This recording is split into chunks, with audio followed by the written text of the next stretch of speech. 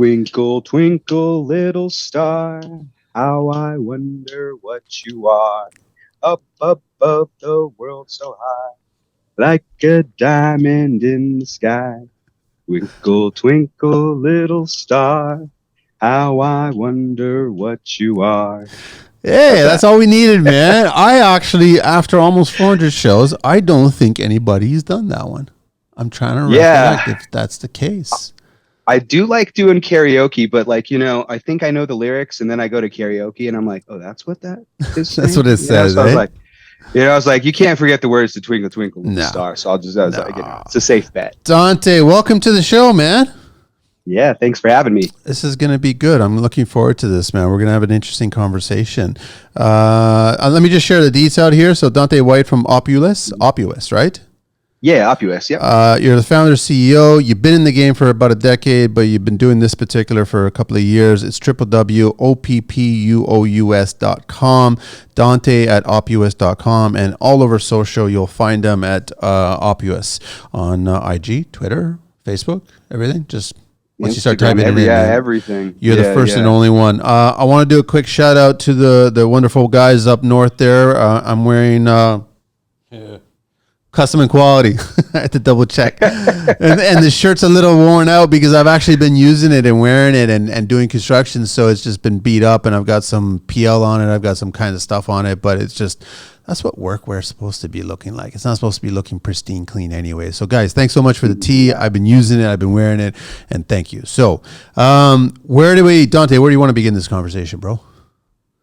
So I initially reached out to you of big fan of the show. I was like, watching a couple episodes, right? I work with the construction industry in a couple of different capacities, just because of the nature of my firm and how we partner with different entities and technology.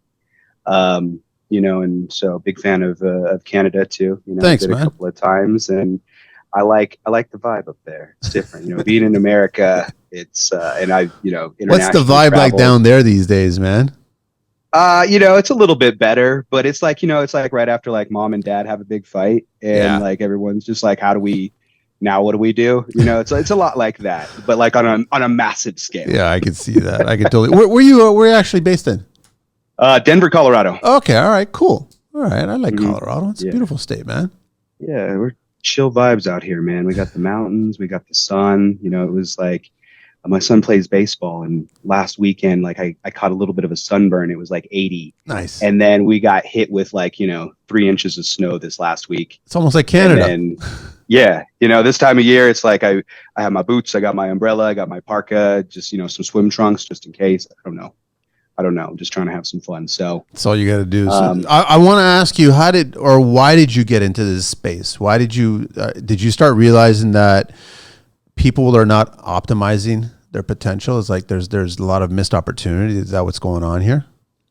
yeah, definitely. In the construction space. So what kind of got me into it was Oppuous stands for an opportunity for you is an opportunity for us. So at our core, we're a diversity-based and equity inclusion-based firm. So we're a minority women business enterprise. We're a hub zone. We're ESB, DSB in America. These are like certifications to help with diversity requirements. And so I was getting tapped on the shoulder a lot with a lot of construction companies asking me to help bid on certain jobs here so they could meet requirements, because part of what we do is not only like software and hardware, but also we'll do like low voltage cabling, access card control, surveillance, things like that, right? And so we can help construction companies like on the actual day to day, right, operationally, but also on job sites. So it's a little bit of a hybrid role. And so, we would get tapped on the shoulder. Hey, can you come lay some Cat 5, Cat 6 cable? We need to hit these diversity requirements. I'm like, sure. And then we kind of started talking a little bit deeper, and there's just like most businesses, there's such a disjoint between the things that you should do technologically and the things that are being done, right? Because you only know what you know. Yeah. And like most businesses, like, everybody got hit really hard from COVID and trying to pick up the pieces of the puzzle and figure out how to operationally like get more efficient. And technology really drives that, right? But you have to pick the right thing, right? Like in construction, you could pick up any tool, but if it's not the tool for the job, it's not going to do it right. Yeah, yeah. You know, you could grab a wrench, you could drive a nail in, but it's not what it's there for. Is the You know, stigma things still like there, that. Dante? Is it like when it comes to construction people and they're running their business, they don't want to be told, here's an idea. I know that you're not doing it this way, but here's an idea. Do they not like, or do they frown upon hearing that from a stranger or for somebody outside of their network kind of expressing some thoughts about their business? Yeah. I think it's not, only relegated to construction, right? I think a lot of people take it personally. Yeah. Nobody likes to be told they're doing something wrong, right? Or it could be done better, right? And so, where I generally start the conversation is like, tell me about your business in general. Where are you having problems, right? Or where do you see your growth potential? Where are you strong? And then everything kind of folds in from there. Everything kind of comes back to how can we optimize? How can we automate?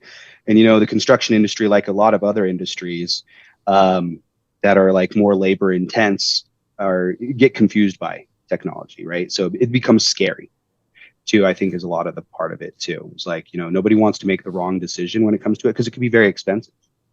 But you could also And make it's the like, right decision. yeah, definitely. And, that's kind of the way that we go to market, right? I like kind of look at us as like a GC, right? And it's like, okay, what's the task at hand? Okay. And then we pull in different expert teams, right? Because we've got little subdivisions within our organization, from simple things like connectivity through like wireless routers and cellular phones, iPads, things like that, to, more advanced technologies like artificial intelligence, automation, VR and AR, software development, right? Like a lot of construction companies are trying to develop their own software or figure out a way to make this thing talk to that thing, right? And how does that get done? So, we sit down and we go through the whole thing, soup to nuts. Like, what do you really do, right? Because we're invested in like, okay, how do I optimize? How do I optimize what you're doing? I'm not going to just throw a lot of stuff towards you and be like, you need to do this. Like, I really need to know what you're doing and how you're doing it for it to make sense. I want to ask you, Dante, it's just when it comes to construction, everybody has their wheelhouse, right? So everybody has their position of what they should be doing and what they're good at. The problem is sometimes that you'll get the top dog at the very top of the mountain, not realizing that they suck at certain things and they should delegate it to other people. How do you have that conversation? Because I'm sure that when you guys come in and you assess a business and you assess the personnel, you assess the way the business is running, and then you realize that the actual person who started it isn't evolving correctly. And you have to explain to them that, guess what? You're the one component that's actually you're dragging this business. How do you handle that? It's really about facilitating their, like with a tool to the side, right? And not necessarily putting the blame on them, but, a lot of times we're forced to wear many hats, hard hat, fedora, baseball hat, all the things. And so it's like, okay, yes, like many organizations, ours included, right? There are bottlenecks, right? And so it's like, okay, if you had a person on your job site that, maybe isn't as good at certain skill, wouldn't you want to replace them with somebody better Yeah. in that and then go put them in their lane? Or wouldn't you want to equip them with a better tool to make their job easier, faster, stronger, right? And so I try to use analogies as much as possible when, kind of describing these scenarios for any industry. That way, people don't get, the ego gets involved sometimes, I think is kind of what you're kind of describing. Yeah, And that's it's what I'm not, good. Yeah, and there's a lot of ego in construction. That's the thing about it. So it's hard Mhm. to, and I mean, I'll be the first to admit I'm not the best business person, but then that's why you start hiring other people to try to figure out how to make your business better. And then you figure out how to streamline, or you actually have conversations with other people that you've watched grow and their business has grown possibly faster than yours. And you got to question yourself, why is that? Why is that person who's not necessarily my competition? They might be in a different city or a different state or a different country, whatever, but they started at the same time I did. Why am I not at the same place where they are? Or why am I not further ahead of them?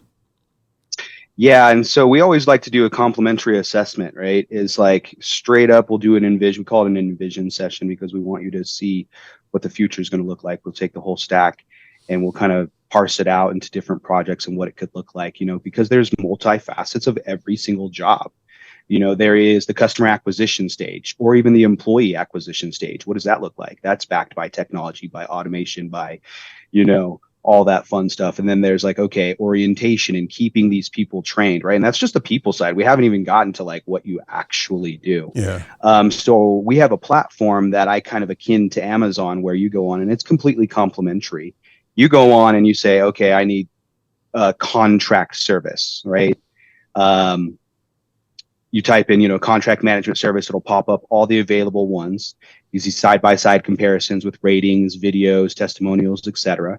And you're like, oh, cool, I like this one, click and buy. And it's instantly provisioned to your organization. Well, that's an easy example. But like I said, things can get much more complicated. Let's talk like telematics, right? Vehicle tracking, asset management, IoT type of stuff. That's way more complex. That's not a click and buy scenario unless you're super tech savvy, right? Even then, you should probably consult because you want things to talk to other types of technology. So we've got nationwide engineers and cloud specialists that will come in and we will, once again, talk about the project at hand, what you're doing, put a nice little puzzle, portfolio together for you and say, look, here's good, better, best. Let's do some demos. Let's do all these things. And then let's kind of, move forward on the project. But, the thing about it is we're agnostic. So we really like to fit it, not just like cram solutions, but suggest, right, based off of who you are, what you do, where you're at. And sometimes you're not there yet, but it's going to be like 2 years down the road, 5 years down the road. And we'll say, okay, let's find something that's going to work for now. But in 3 years, this is where you should be, right? This is what you're going to want to do, right? And fit it best in breed. What's your cross section of clients like? I mean, are you mostly, I'm just assuming the younger generation is embracing this and anybody my age has got gray hair in their hair. You know what I mean? It's just, are they really embracing it or are they questioning it? There's a lot of questioning that goes on in the older generation, right? Because it's like, like you said, construction has some ego involved. A lot of industries do, but like, it's like, hey, I've been doing it this way forever.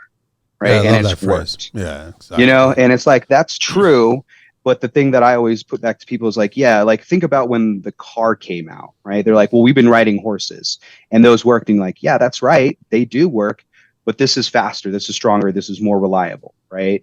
And so people started adopting that. And there was naysay. I wasn't there. You weren't there for that. But we know that there was definitively naysayers for sure, that said like, this doesn't work. And we're seeing that once again, in the electric and hybrid space too, right? It's still transportation. You could walk, you could drive your car, you could take a bus, right? But there's different tools for different jobs, right? And so it's like, yeah, you could still work off spreadsheets. Yeah, you could still, use one business cell phone and also your personal cell phone, or you could combine the tool through a software application and you could text, fax, call from that. You could do push to talk like the old Nextel, cellular phones, right? Yeah, exactly. And now they have that technology through, through an application on your cell phone where you can do a push to talk, but then you can also text and fax from that as well. And then I don't look like a pack mule with, a gunslinger with two phones on my side. Like it's just silly.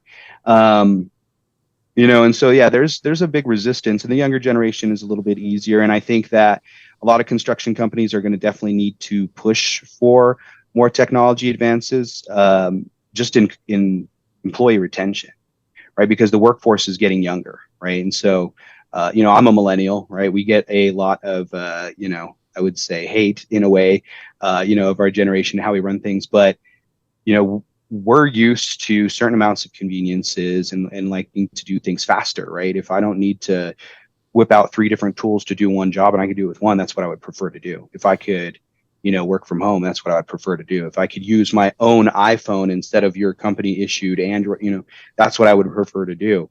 And you're looking at, employee retention in the long run, right? And keeping people happy and optimizing that. So why is there, I mean, I'll ask you, but why is there so much turnover in this particular generation? Is it just because of the scope of the work with construction? Because we're seeing it. And I know that we see it in other segments and other industries or whatever, but in construction, we're still seeing it. You're seeing people that are of that age group and they're coming in at a certain price point and I've joked before where I've said, listen, they've always asked for more than their age, hourly wage, right? And I'm like, they won't stay long.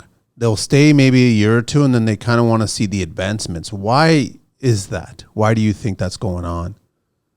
Well, let's see. Look, that's like a really deep question, right? So, like, I think part of it is if you look at like, psychologically, right? We are the generation of that really fast change, technology.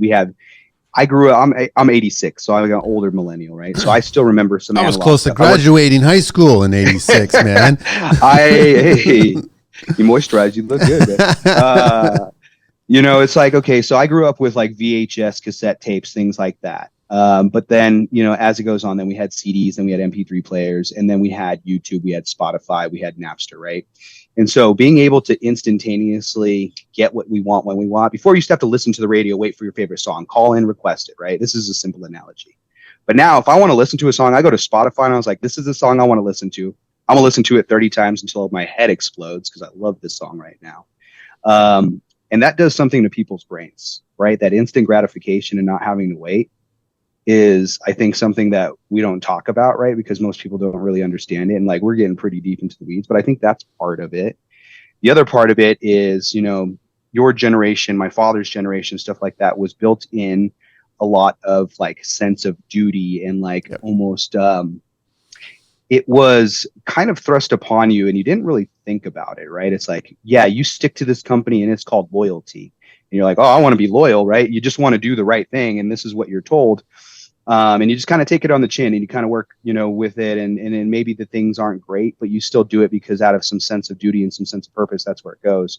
Whereas with our generation, right, we can see more now. I can see other people getting paid more. I can see other people being treated better.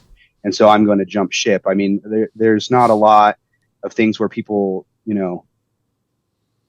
talk poorly about people who switch sports teams because they want to win the championship, right? Sometimes that happens. But if like you're an athlete, you want to get with the best team. You want to do the best thing so you can further your career and your development. I think in a professional setting, it's the same thing. It's funny you bring that up because I totally agree with you that a lot of people that have a team, they look at it as a sports management style. They try to figure out where their strengths are and they put that person in that position and let them focus on that. But I guess with your generation, the other question I want to ask you is that is it a different version of loyalty? When I mean a different version, meaning that they may not stay long at where they're working or who they're working for, but are they still leaving on great terms that they know that life is a circle, that they'll eventually cross paths with this person again? If you are in one industry, especially construction industry, you are going to cross paths with somebody else, right? Like I pay attention to the way that, we met on LinkedIn and we started talking on LinkedIn, and then I kind of do my daily doses of LinkedIn, and I started realizing, holy crap, there's a few people I know that left really good positions that I thought they were going to be there for a while, and now they've gone on their own, right? So I guess they're trying to feed their soul and trying new opportunities and get out there, but eventually you're going to cross paths back with, and a lot of people have nothing but praise and good things to say about the business that they're leaving right now. So I'm hoping that this younger generation is doing that. They're understanding that, okay, fine, you can leave and you might be making $2 or $3 more on this other opportunity, but it might get flipped, man. You might turn around and bump into, and the economy might completely turn, and you might lose that opportunity, and now you're going to need to make a phone call and try to go back and get that. So is it a different version of loyalty? Is that how they kind of looking at it? Yeah, I think, there's a saying that my stepdad used to tell me all the time. He was a military man, right? So he was very, I would just say, brash, right? He's just the way we to talk. the point. Yeah, he's like, look, I'm going to tell you like this, son. Be careful of the toes you step on today. They might belong to the ass you have to kiss tomorrow. And I was probably about 11 when he said that. And I was like, I have no idea what you're talking about, kind of. But, it resonated, right? And I was like, yeah, you're right. And it does come full circle, right? And I'll tell an anecdotal story. When I first got into technology, right, so before I got into technology, I ran an auto body shop, completely different business, right? Way night and day. But as me and my business partner had a departure of what we were doing, I was like, all right, what's the next step? What do I want to do? I was like, technology isn't going anywhere. It seems cool and exciting. I'm going to hop into that. Now, I had already run a business, right? I had already come from a set of like, I was running a crew of 15 people at the age of 24. I had taken this body shop from, like $130,000 net profit per month to $450,000 net profit before I left. So I had a certain ego about me, right? As a young guy. and coming into it. And you know what I did? I applied for the biggest tech company I could find, and they said, "Cool resume, bro. You don't even know anything. Like we would never hire you, right?" And I was Yeah. like, "Oh."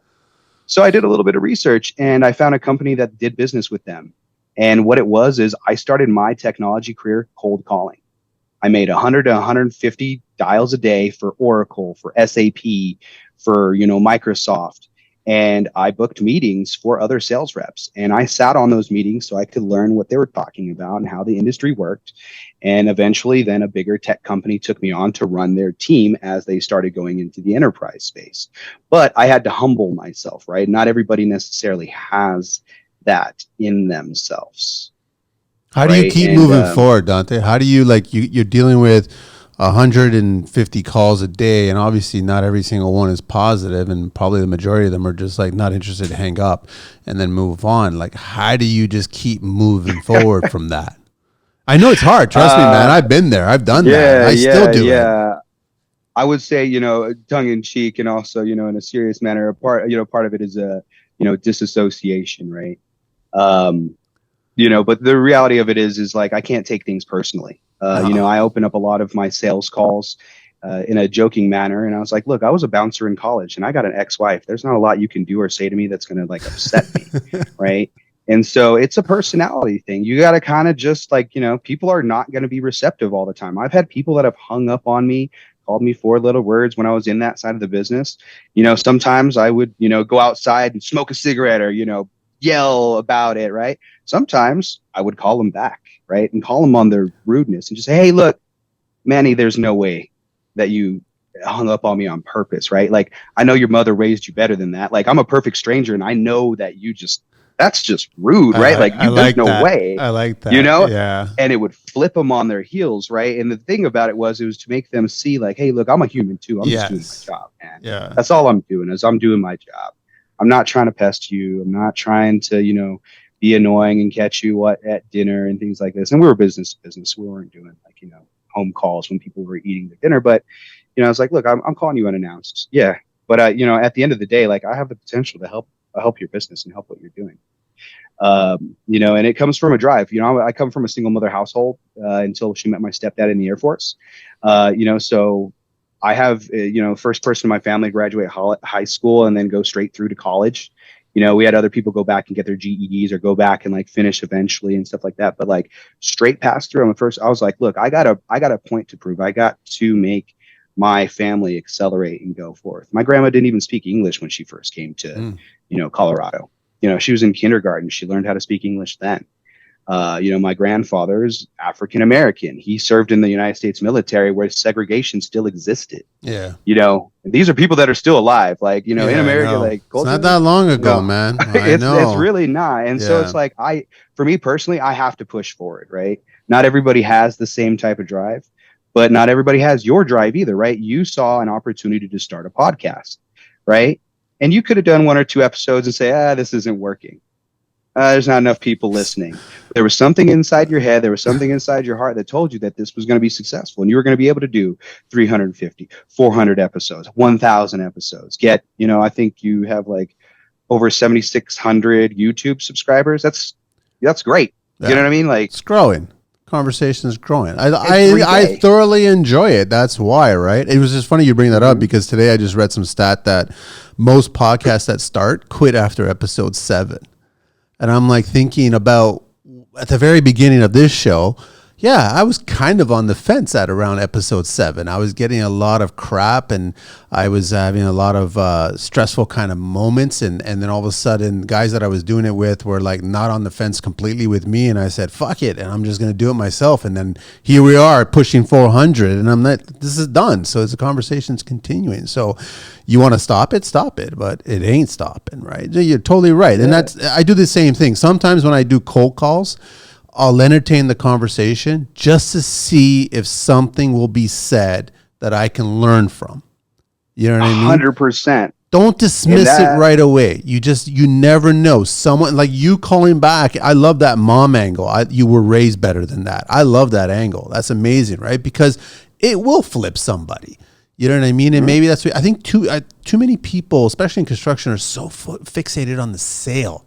I just got to get this sale, when they keep forgetting that you're providing a service. Don't ever forget the skill set that you have, and you're providing a service for somebody. You're going to modify their home, their business, their commercial space, whatever. You're bringing your skill set to that. Don't ever forget that, man. Don't be driven just by the dollar. Exactly. And so like I have a really funny like I was cold calling, right? When I first started my career. And I call a lead, comes in, we'll just say, Manny. So I call the lead and a woman answers his phone. I say, "Hey, I'm looking for Manny." There's no Manny here. I'm like, "Okay, that's interesting." And it didn't sound like a business, right? I could hear a Yeah. TV in the back. I was like, "Oh, that's interesting." Well, a Manny reached out and they said they wanted to see a demo of our voice over IP system. And so I was just returning the phone calls. Like, let me just confirm some details, right? It could have just been like, screw it, click, bye. And she's like, "Wait, what'd you say the name was?" She was like, "Manny." She's like, "That's my son. He pretends that he has a business and he signs up for a bunch of demo. He had his own email. Like, it was very legit. And he was a Yeah. young kid. He was like probably like 12, but it was like the thing that like, and I was like, okay, that's cool. Right. So I could have just called it a day. Right. And most people would.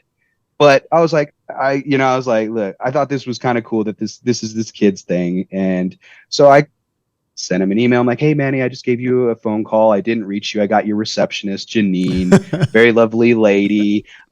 Here is the, documentation you requested. We're looking forward to a fruitful part," whatever the email was, right? Send the email off. And I was like, cool, go about my day. Well, about an hour and a half later, I get a phone call from the lady again. And she said, "Oh my God, you just made my son's day.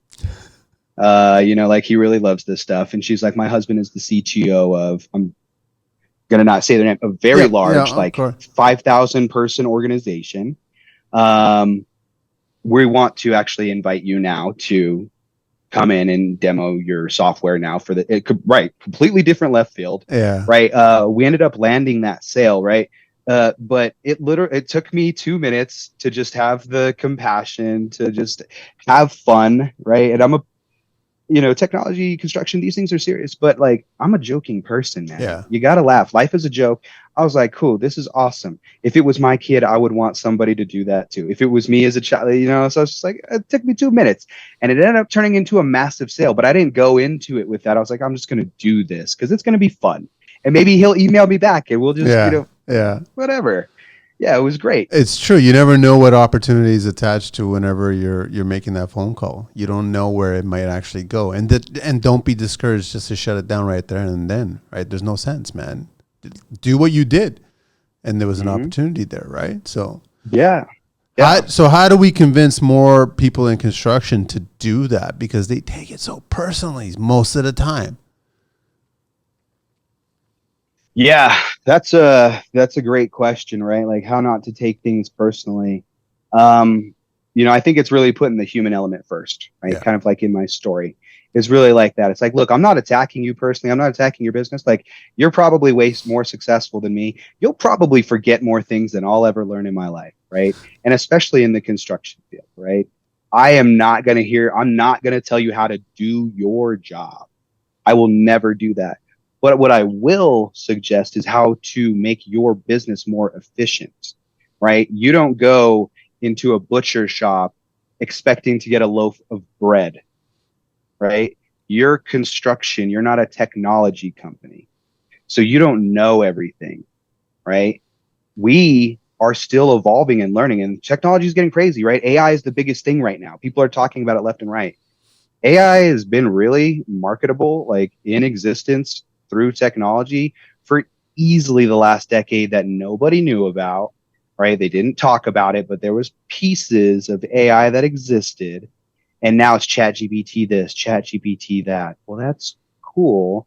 And that can help you in a lot of ways, but construction people are like, how would that help me? Yeah, that's my question to Right? you right now. How do we? Yeah. How would AI help? I get VR, because I've already started seeing a lot of VR applications in construction for educating, for teaching, training, and you're not wasting material at that point, and someone is actually getting to learn something properly as best you can, and the VR is totally legit. I respect that, the companies that are doing it and they're licensing it and getting it out there.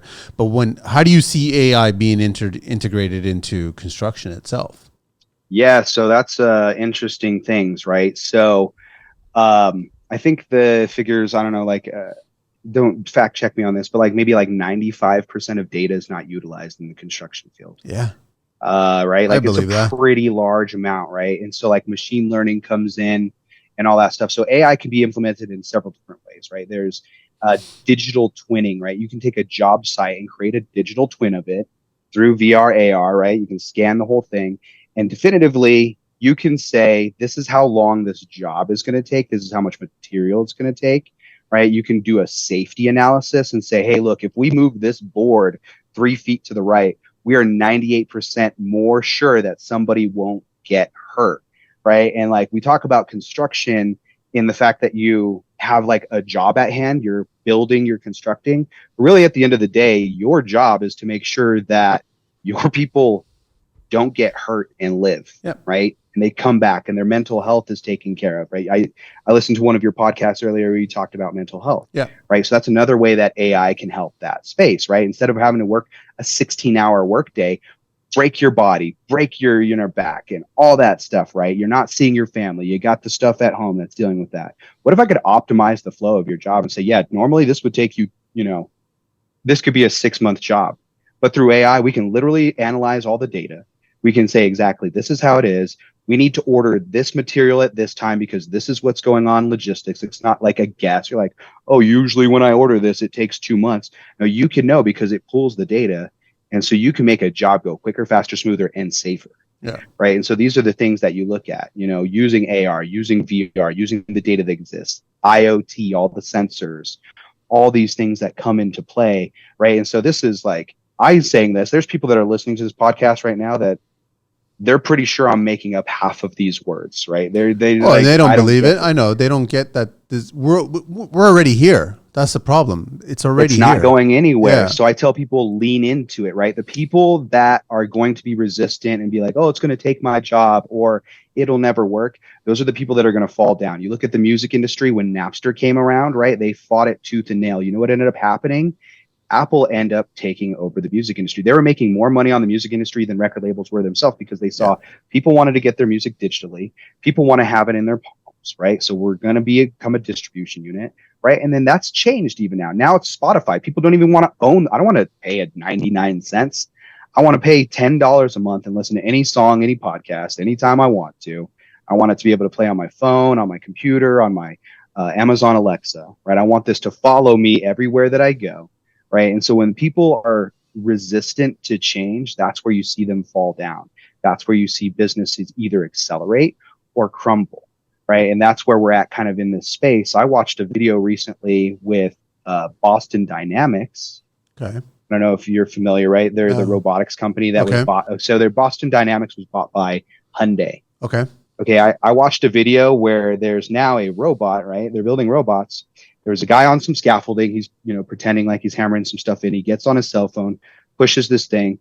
The robot gets up, grabs the guy's toolbox, and there's like a setup where the robot just can't get on the scaffolding. So it analyzes what's going on, knocks over a board, gets on that, moves all this stuff, gets there, brings the tools to the guy, and then walks away. Seriously? See, I'm not like it's technology already exists.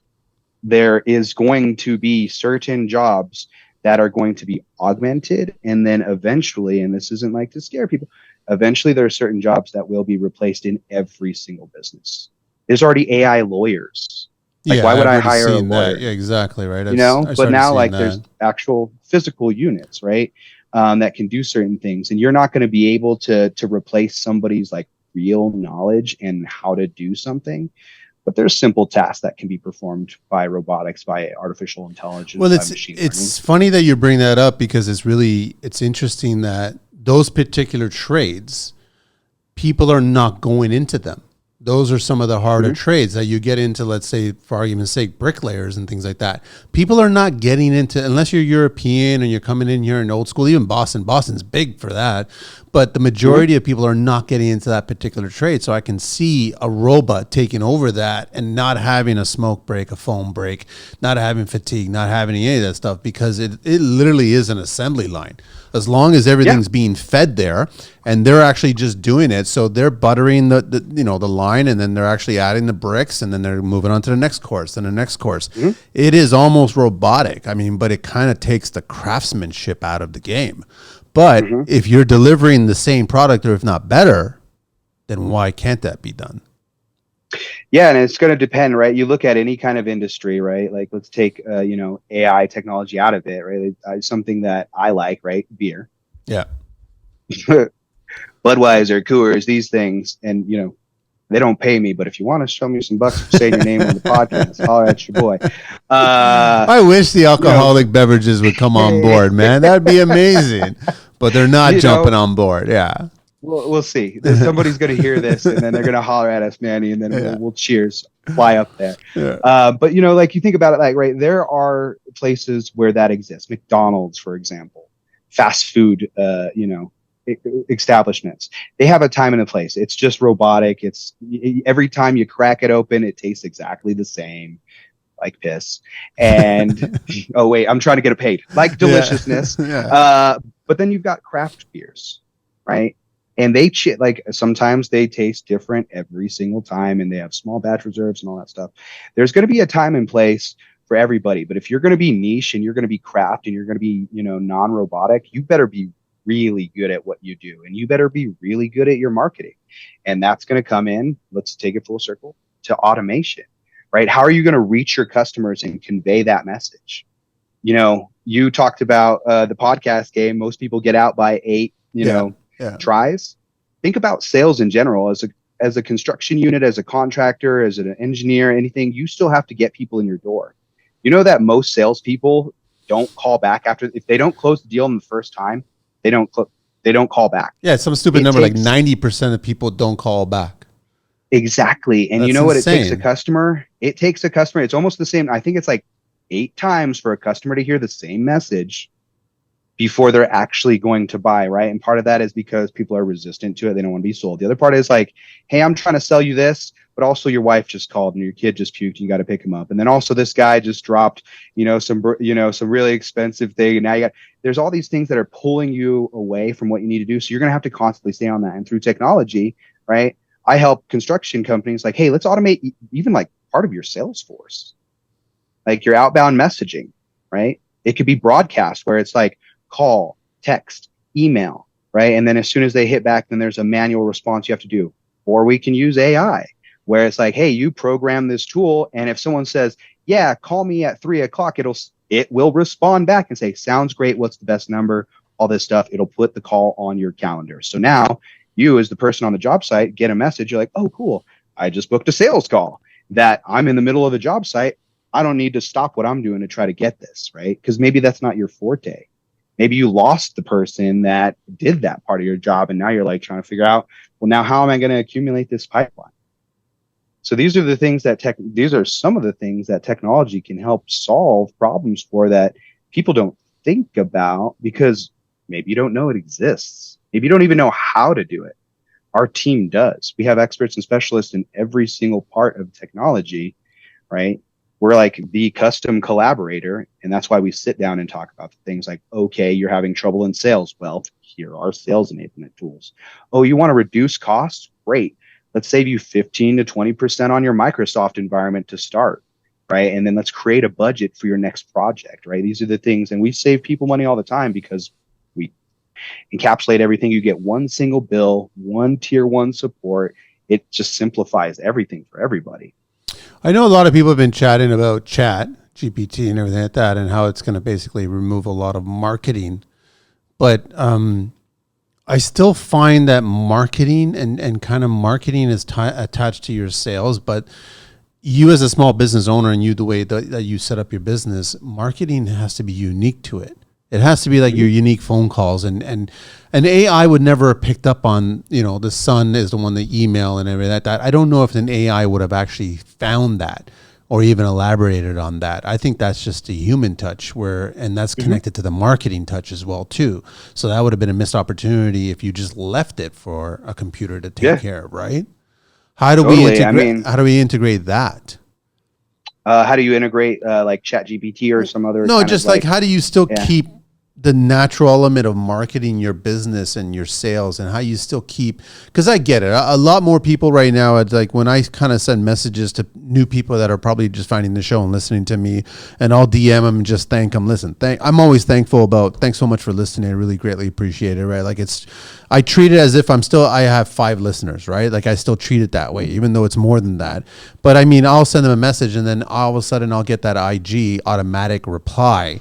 We're not here right now, but someone will get, like, that whole kind of spiel. And I'm like going, there isn't a human word or like a human emotion in this message that just got back to me. Right. And I feel disconnected. But then again, I'm of a different age group. I'm in the middle. I understand tech is coming, but I still respect vinyl. You know what I mean? I still rather buy a vinyl, right? I don't Spotify. I don't listen. I don't do any of that shit, right? I have arguments with the kids at the Genius Bar, right? You know what I mean? I tell them, listen, I like devices in my hand. Why? Why don't you just upload it? Why don't you just download it? Why don't you just stream it? I go, listen, I like devices in my hand, right? So I like to think that I'm on both sides of the fence. I'm just trying to figure out which one. But I mean, I'll go home and I'll listen to a vinyl versus listen to a stream. And I listen to the cracks and pops and everything like that. I actually like all that stuff, right? But that's where I came from. So it's the same thing with business. It's authentic. Yeah, it's authentic, but it's the same thing that sometimes marketing and sales and everything, it's all tied to your business. It still needs that final human touch. You know what I'm saying? Like that's what I'm trying to get at, right? I get that you can start it and you can implement and build, but at some point, you as the owner of the business, or you as the one of the top people in the business, have to come along and put that cherry on the top. You know what I mean? 100%. There's always going to be a human element of everything that we do, because we are still humans interacting with each other until robots are selling to robots and they're just like 001 110 ha ha ha, like you're still going to have that part of it. And so, like, you can start it with the automation, you can start it with the AI, you can start it with that. You have to put your finishing touches on it, right? It's not the silver bullet. People often look for the easy solution. Nothing in life worth having is easy. Yep. If it was easy, everybody would do it. If having a podcast was easy, everybody would have a podcast, right? Yep. And they would all be successful and all that stuff. But that's not the truth of the matter, right? I say, to my son, to my followers, to the other people that I mentor, manifestation without perspiration stays in your imagination, right? Yeah. And so it's like, okay, yeah, you want to be a millionaire, and then you're just going to sit on the couch and it's like, what, going to drop on your lap? How life works. Oh, you want to be a millionaire? Okay, cool. So you record that first episode of the podcast, right? And then the second one. And it's hard. You're perspiring. You're working towards it. And then the 400th one comes along and they hear that, they want to get sponsored by Budweiser and Coors, and then they give you a check, right? And so then you get there, right? But people, that human element, right? The realness of it is what's important, right? And I'll let you in on a secret, right? When I reached out to you on LinkedIn, that was a bot that I had built. Really? It was a bot that I built. But here's the thing. I created that copy. And that was me. See, I didn't get that sense. When I read it, I've read others, and I was like, this seems generic. But I didn't get that sense from you. Because people want to get the tool, but they don't want to take the time to put the personality in the tool, right? When I reached out to you, because, like, look, I would have loved to just, like, straight up messaged you myself. But I'm a single father, so I was having to do this, and also you this got a life, yeah, exactly, right? All this stuff. So I was like, okay, what are the things that I care about, right? Okay, I love this industry. I love visiting Canada. I've got clients out there. I'm going to visit there, and I'm a foodie. I don't know if you see, I got a knife tattooed on my finger. I love to cook, and that's how I open up. And I'm, now someone's going to get my LinkedIn message, be like, this guy's a bot. But I wrote that message because it is really important to me, right? People connect over food. People, whether you're a foodie or not, will connect over that. And it was really important for me to show who I was. Yeah. right? And it was like, oh, I love to cook, but it's even better when someone else does it for me or does the dishes, was the message, which is 100% true. That is how I feel. And that's where that human element comes from. So that was just, those two were fake. Everything after that was real. That was Yeah. me talking Yeah. to you, because that's what it takes. Yeah. Right. If I let the next message in the campaign probably would have been like, hey, doesn't look like you got my message or something like that. And you'd been like, what the fuck are you? Yeah, that's a different person at that point. Yeah, exactly. Right. So it's really important. Like, it's only as good as you build the solutions around it and the training around it. You can get all the tools in the world, but if you don't know how to use them and you're not using them right, and you're not actually like training and developing as they go on and maintaining and oiling and, fixing and all that, doesn't matter. It doesn't matter. That's why these, AI bricklayers, these automated things, right? They will work, but they're also going to mess up because they're not going to stop. If it hits there's a bump, it's just going to, all right, well, I'm going to lay the brick here. Now the brick's like this instead of flat, and then it's just going to. I kind of see it. I remember like when I watched iRobot with Will Smith, and then there was that one scene where the automated demo excavator just started demolishing the house when he was in it. And I thought to myself, yeah, I could totally see the future of construction being that way. Certain aspects of it. I don't know if it'd be fully automated, but I mean, after speaking with you, I'm thinking that there is a potential for it to be fully automated. But like you said, you have to give all that information. But if you're already starting with a digital drawing of a structure that you're building, and you implement that into the programming of the robot doing the work, then they already know where the window start stops, doors start stops, where terminations are, where everything is. So it's like you're basing all your workflow on a digital drawing that's already been approved. That's all done. I guess the challenge is going to get to the point where you start doing customizable stuff and you got client factor coming in going, we want to make a change. Now at that point, you got to tell this robot, we're going to make a change. I'd love to see the robot react to a client changing things. It's not the human element's going to come in. Yeah. Even if you handed the robot a 2x4, right, and it was slightly bowed, the robot's not going to know. It's just like, boom, insert wood. Now put this here. And then now the wall's going like this because the robot didn't look at it and be like, well, the human element, bent, right? Yeah. Right. And so, and there are certain things that a human will always do, and that's what we want, and that's what we need, right? But you're mixing the two. You're mixing the two here. It's a science and an art. Everything for me is a science and an art, right? Like I'm covered in tattoos. If I turn off my virtual background, which I real quick, like I grew up playing music. So awesome. Behind me, right? Behind me, I've got my drum set, my trumpet, my bass guitar, my digital stuff. And, the running joke since COVID is like, look, I even play a little piano. It is a little piano. It is. It's literally a little piano. I love that joke. But like AI, the technology, right? Like can make music now too. Yep. But nobody wants to people want to hear the soul and the passion. We want to hear the story. You just earlier talked about vinyl, right? You like the crack and the pop. Personally, I love vinyl too. I still buy, my friends make fun of it. I still buy CDs because I love having. Do they still sell CDs? Certain artists will still sell CDs. Really? Yeah. Wow. Yeah. I like getting the physical thing and seeing the artwork and touching it and reading the linear notes and like, oh, special shout out to Big Pookie. And I'm like, but they were cool enough to be, like those are the things that you're going to miss in the digital thing. And that's that human connection. Yeah, that's the artist in us, man. It's like that's why vinyl is so cool. It's like when you pull out jackets, when you look at artwork that was like commissioned, you had certain people photograph or draw, design, layout. You had kind of interesting elements there, right? It was all part of the music. It was all part of the packaging. It was all part of marketing. It was all a part of your messaging, right? And it's the same thing with businesses, whether it's the construction industry or any other business. There's an overall image attached to it that you can't ever forget. But I love that you guys are marrying the two together. You're not ignoring the human element, but you're upgrading it with some digital components. That's what you're doing.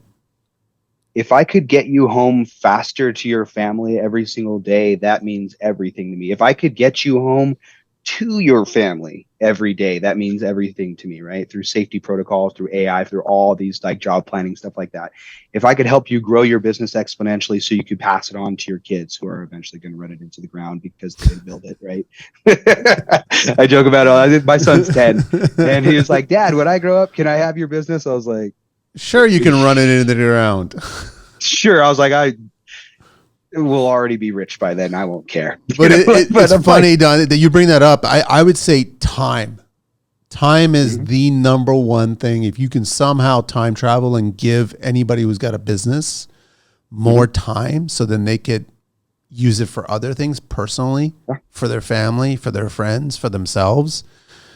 That's huge, man. That's valuable. That's monstrous, man. Like that's huge. And that's what we do, right? With the platform itself, going on, finding the right stuff, managing all your licenses in one area, getting all that. Like we save companies 15 to 20%. So there's the money side of things. But virtually hundreds and hundreds of hours every year on procurement and management and maintaining and all this stuff, because this is not what you do in your day-to-day job. It's a fraction of what you do, and it's not how you want to spend your time. But if we already have a roadmap, we sat down for an hour and did an envision session, and I was like, all right, Manny, I know exactly what you're trying to do, and things are going to change, so we're communicating the human element of it. Yeah. Right? If it was a robot, it'd be like, well, you said this and this, so this is what we're doing. Yeah. Right? But things change. So it's like, okay, so have things changed? Oh, they have. All right, cool. This is what we're doing. And when we save that time and that money for people, then they become more efficient. They can either take on more jobs or they could make more money with the same amount of jobs that they're doing and go home earlier, right? And save that time. If you don't have to pick up the phone and call support, or, hey, we're having this issue with, sales. And I'm like, okay, well, we can automate that. And if you didn't have to like figure out how you were going to do that, right? And it didn't cost you more to do that, it actually saves you money. It makes 100% sense. I think about what Amazon did to literally everything that we buy. 2 weeks ago, I was like, I needed to go get more allergy medication. Spring's blooming and I'm allergic to everything underneath, the Colorado sun.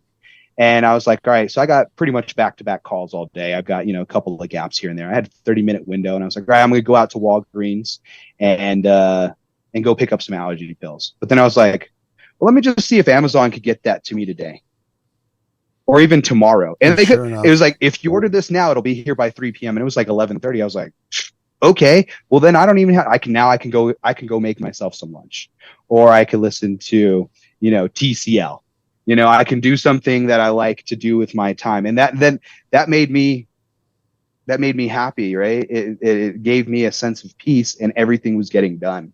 And that's what we do. We help construction companies, help all kinds of industries get stuff done so you can focus on what you want to do. In today's day, in an 8-hour day, how much time do we waste? How much time are we wasting in an 8-hour day? How many hours of that 8 hours are we wasting? I would say, like how much? Half? More than half? I was going to say, I haven't seen the figures, but I'd say easily half. Yeah. That's literally, I was going to say, if an 8-hour day, you're probably wasting 4 unproductive actions, right? Like maybe triple checking or doing things that you don't necessarily need to do because they can get done a certain way that will save you so much more time. So I agree with you. I think it's probably half, if not a little bit more than half. Easily. Yeah. I'd be interested to pull the figure. And after this call, I will, because I'm a data science nerd, and I would like to be able to speak to that, because that's a compelling question. How much time are you wasting every day? Think about it just from anything you're doing. We know we waste time. That's the problem. We just know it, right? But I mean, if you actually break it all down, 40-hour work week, all of a sudden you did the work of 20 hours and you could have got the same amount of production done in 20 hours instead of 40 hours. And you could have allocated those extra 20 hours for what? Yourself, your family, your friends. Yep. In that, not the analogy, but the story of how I got into the technology space, and I was cold calling people, right? They said 100 to 150 calls is what you do. That's what our reps do to be successful. I made 40 calls every day because I optimized my time. I was like, well, if what I'm trying to do is book a meeting with the CIO, the CTO, why would I call, the help desk? Why would I call all these people? What I'm going to do is I'm going to call the CIO's office. He's going to have an assistant. And I'm going to say, hey, Janine, I'm trying to get some time with Manny. Is he in the office today? No? Okay, what time is he in the office? Actually, you know what, Janine? Um, this is what I'm trying to do. Is that even something that Manny does? Oh, no, no, Frank does that. Okay, cool. Could I get Frank's number? Right. And actually, you know what? Could you just connect me to Frank?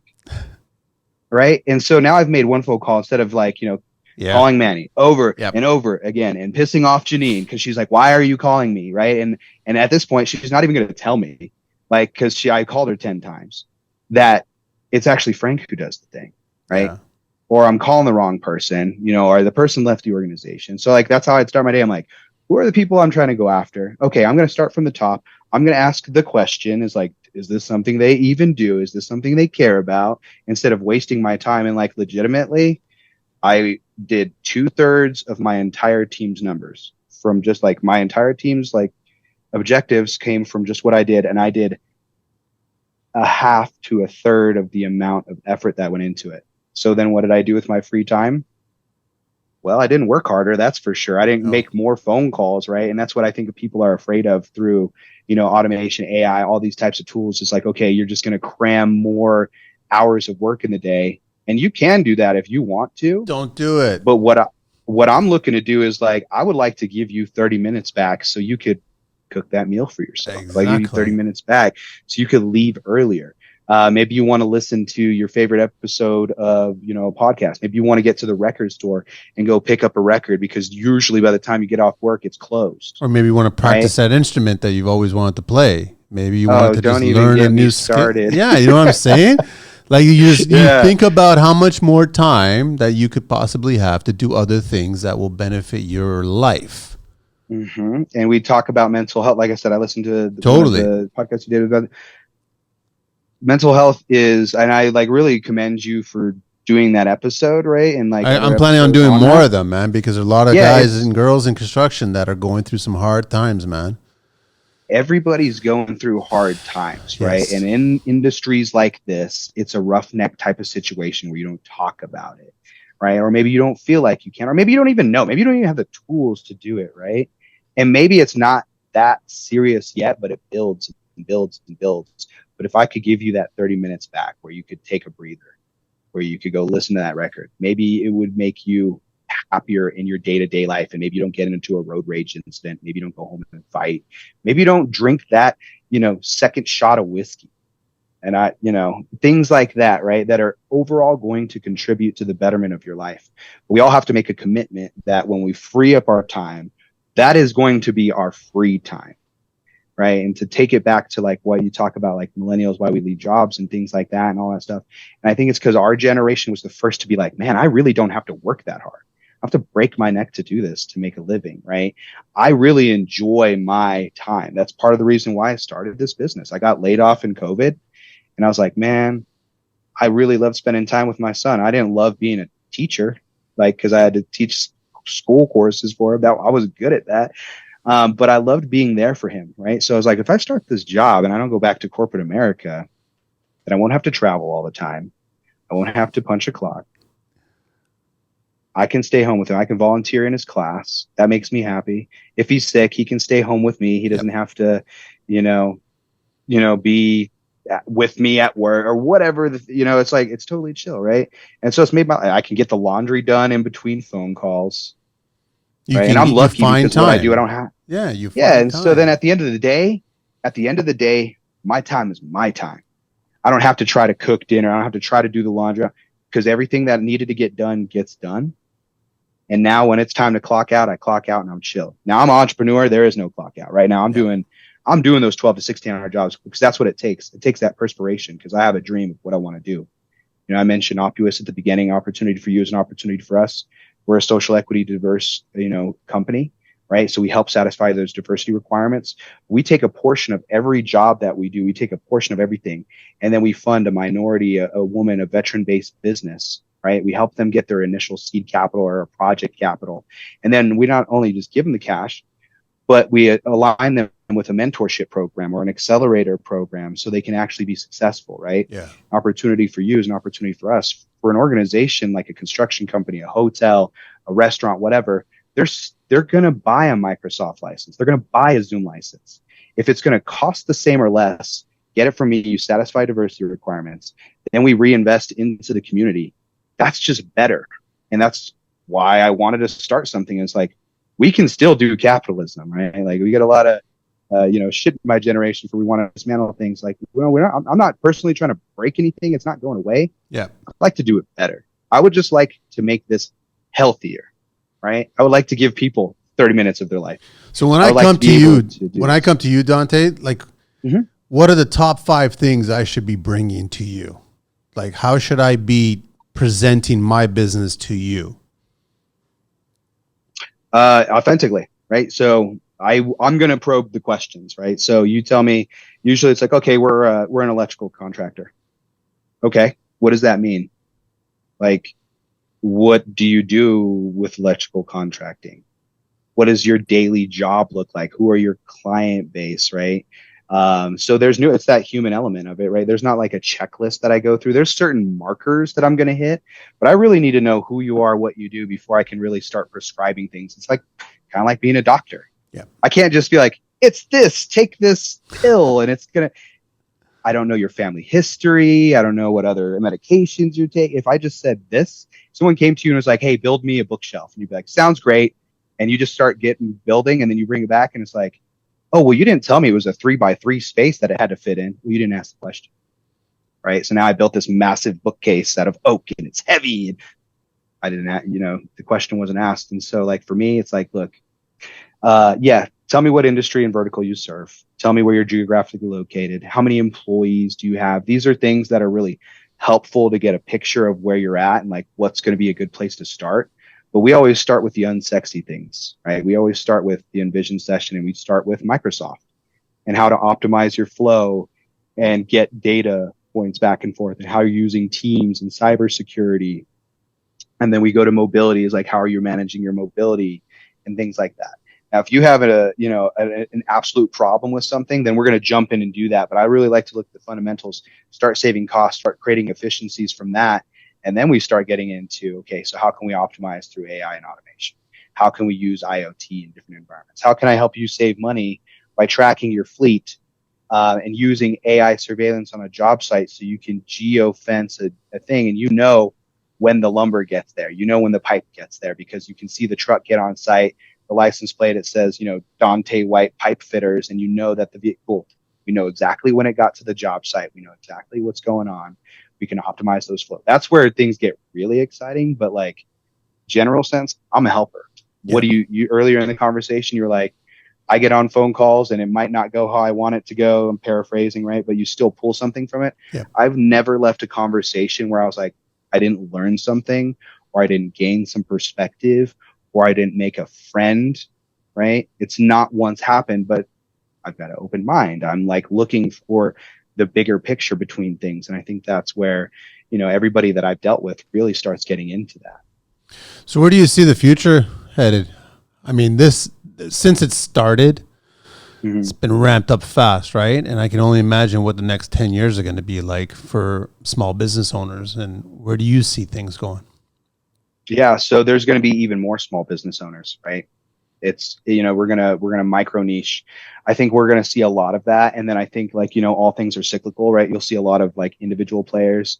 They'll get consumed into larger entities. They'll start pairing up together through joint ventures and things like that.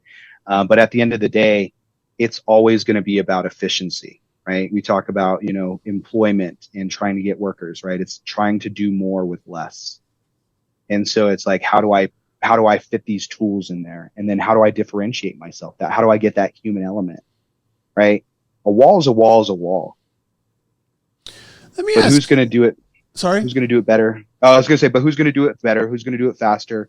Who's going to be friendlier? Like, why am I going to, use this person, right? So it's like really the marketing aspect too is going to be huge for people. I want to paint a scenario, Dante. I want to, because recently, I would say the last year, I've had a lot of guests on the show that they started branching together. So they may have started as an electrical contractor and all of a sudden they had a good friend who was a plumbing contractor, an HVAC contractor. And all of a sudden they started pulling them together and then they created an umbrella and they became one entity, right? Mm-hmm. Can you guys look at something like that? Let's say it's a GC and they've got a small business and they've got a bunch of subs. Can you look at their business and go, listen, if you pool all these different trades under the same business, here is the potential. Is this something that you guys can look at and show that data and kind of give us a roadmap for that? You can totally pull that off, right? Yeah, definitely. And yeah, to your point, I think that's where, like, I had brought up like the JV partnerships. You're going to start seeing people Yeah. kind of like come together a little bit. I even do it in my industry, right? Like I said, I'm interesting in the way that like I can help on a job site with like low voltage cabling and then also with your operational technology. So I'm a little bit of a hybrid role, and that's what makes me differentiate, because it's not just sales, it's not just tools. It's like, hey, I can help you in your day to day, and I can help you keep the lights on in perpetuity. Yeah. Like for an example, there's a division within our organization that does nothing but like energy technologies. And right now, the hot thing in most places is electric vehicle chargers, Okay. right? And solar and things of that nature. So we do have an energy division that does electric vehicle chargers. And what we've done is we've gone to market a little bit differently in the fact that we've taken those electric vehicle chargers, we've taken our relationships with cellular carriers and programmatic advertising, and now they've got these screens on them with programmatic advertising. So for a business owner, not only are they making money on the charging revenue, but they're also making money on the advertising revenue, right? And so that's just for the business themselves.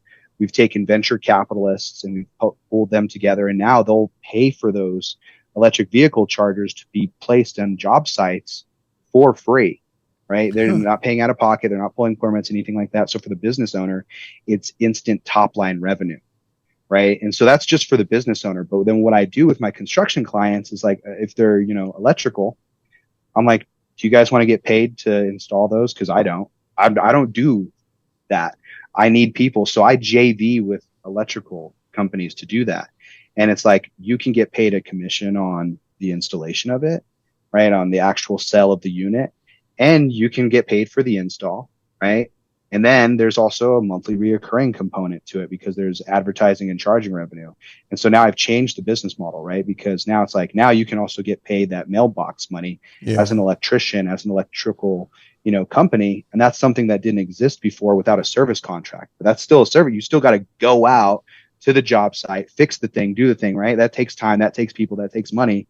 What if I could just make you money off of something you installed 5 years ago? You're getting a check for, $100, $150, $500 a month, whatever it is, right? And it's just coming in, right? And so it's like, how can I make you a little bit more efficient? And it's a really compelling question. Some people laugh me out of their like, why would I do that? And I'm like, well, you don't get it then, and that's fine.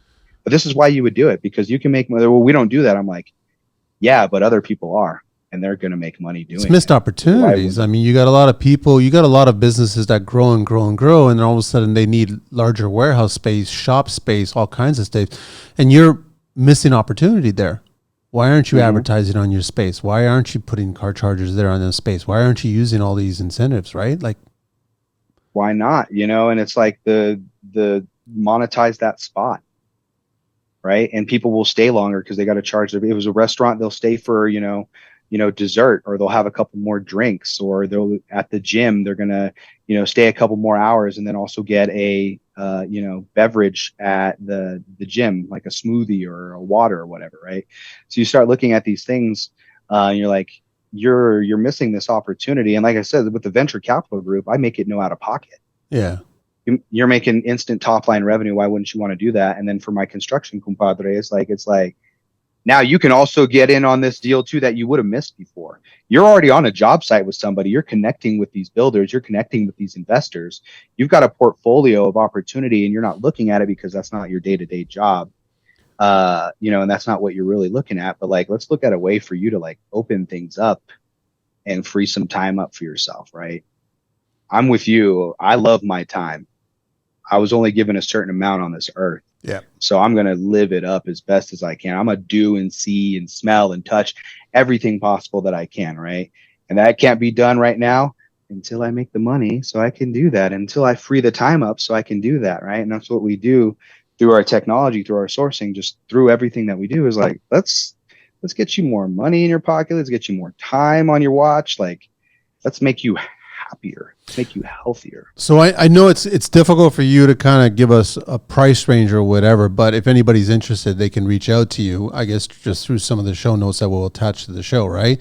So then they can have a conversation with you, and then you can kind of go down their business and figure out what they need to do, and then that way they'll get a better idea what costs are associated with this. Definitely. So our Envision sessions are always complimentary and free. It's a no obligation thing. We'll help you with any scope project easily. If you want to take us on as more of a concierge model, we make it super affordable. We've got 2 different models. If you want to do month to month, $75 a month. If you want to get into a contract, it could be $50. Or if you want to take we've got an upper tier package where you get more time, more expertise, more things. And we also do fun things like, our vendors will, pay for us to go ride around in sports cars and throw axes and go drink fine whiskey and smoke cigar, whatever, all that stuff. So it's like we like to bring our clients for things like that too. And so, at most, you'll get out, you could use our services for free. Yeah. The marketplace is free. Whatever the licenses of software is going to dictate, based off of where you are. We get preferential pricing because of our relationships. We've got over 1,000 different solutions plus and growing, with over 600, software and hardware manufacturers. And because of our aggregate based pricing, nobody pays more for any license than they would if going direct. In most cases, they save money because we volumetrically price drop. So I was like, if you want to get into a package with us and retain our services, we make it affordable. We don't want to break the bank. It's $50 a month, $100 a month if you want the upper tier package. You couldn't buy an IT personnel for that. No, that's very reasonable. It's like very, very affordable, and that's how we wanted the model to be. We're getting close to the end here, Dante. Oppuous founder, www.oppous.com. Reach out to him at dante@oppuous.com, and then find him all over social media under OPPUOUS. Yep. What else you want to share before I get to the 12 questions of construction? Anything else you want to share? We talked a lot. This has been actually a very entertaining conversation, man. Yeah, man. Entertaining in a great way because it's been educational too, and it's gotten my wheels spinning as well too, right? Which is what I totally dig, right? Honestly, man, I just want to thank. I want to thank you for the time. That's what I want to do. I want to thank, you for having me on the show, and I want to thank your listeners for tuning into this. Right, I'm a very in tune and kind of sensitive person about everything, right? And so I think that. I talk about that manifestation without perspiration stays in your imagination. I think that the time that you spend on yourself, developing yourself, you're your greatest resource. You're the biggest investment you'll ever make is in yourself. And when people take an hour or more out of their day, whether they have to break it up into 50-minute chunks, whatever, you really have to thank yourself for doing that because you're doing yourself a service. So I want to thank your viewers. I want to thank you. And I want to thank, sounds like you did. I want to thank myself for taking that step and reaching out to you, right? And saying look, I want to help people. I want to do this, right? I think that's very important to acknowledge all of this. I love it, man. I love it. You ready for the 12 questions? Let's roll. What's your favorite construction word? Oh, favorite construction word. I like safety. It's a good one. What is your least favorite construction word? Also safety. Sometimes I want to be a little reckless, right? It's okay to bend the rules. What turns you on in construction? Doing stuff with your hands is really cool, right? Like I do technology. It's very intangible, but like I said earlier in the conversation, I ran a body shop. I grew up turning wrenches. I built art projects, big structures for Burning Man, right? To be able to see something come together is a way different way to live your life. Yep. What turns you off in construction? The long hours. By design, we do it to ourselves, right? That can change. That can change, right? People need to understand that there's totally potential for it to change, right? What's your favorite curse word? Fuck, of course. That's probably the number one on the show. What's your favorite vehicle? Anything in the world? Ooh, I have a lot. I would probably say one of my favorite vehicles is a 64 Lincoln Continental. Suicide doors, huh?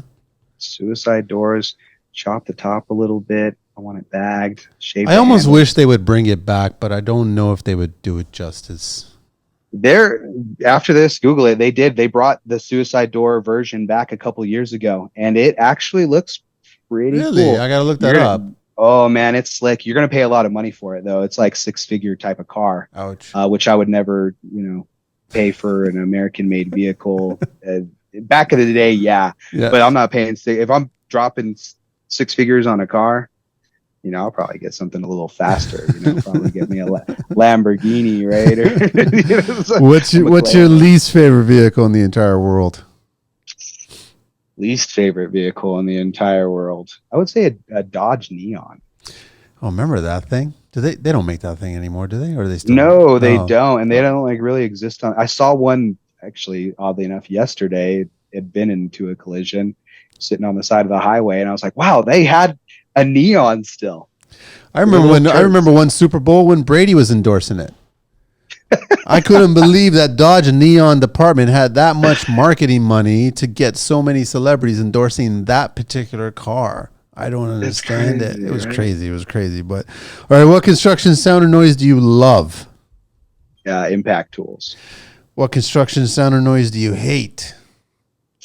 That backup beep of a truck. It's like, all right, already. I know. Huh? I know it's safety important, but man, get to the bottom. What profession other than your own would you like to attempt one day? I'd like to be a stand-up comedian. Really? Huh? Yeah. I did a little bit of amateur stuff here around Denver, but being a comedian requires a delicate balance of thinking, the highest of yourself and the lowest of yourself at the same time, and right, keeping that sacred balance of it. Yeah, right? yeah. Not going too far one way or the other. I could see that. I could totally see that, man. What profession would you not like to do? I would not like to be a teacher. It's hard. I think they're super important. My son's mother was a teacher. I actually originally was going to school to be a teacher because, I had a couple of really critical people growing up. I grew up in rough neighborhoods and did some really stupid stuff. And I had some people that took some time and an investment in me. And I would love to give back. But, man, they do not get paid enough. And they put up with way more shit than they need. I know. I totally agree. Last question. If heaven exists, what would you like to hear God say when you arrive at those pearly gates? Oh. This kid friendly should not. You can say whatever you want. We've had lots of people, their God curses, so it's all good, man. Everybody. Hey, man, yeah, it's like, hey, welcome to heaven. Here's all the beverages. Here's all the ladies. And here's all the fast cars you could want to drive and all that stuff. Everything on me. That's why actually I like him to say everything on me. Nice. So we're in. Yeah. Dante, thanks so much, man. Absolute pleasure having you on the show, man. Such a great conversation. Thank you so much. Likewise. Man. Yeah. Thank you for taking the time and having me. Everyone reach out to him, man. www.oppuous.com and Dante at oppuous.com, and on all over social media, you'll find them at Oppuous, Oppuous. Thanks very much, man. We're out of here. Thanks, Angelina.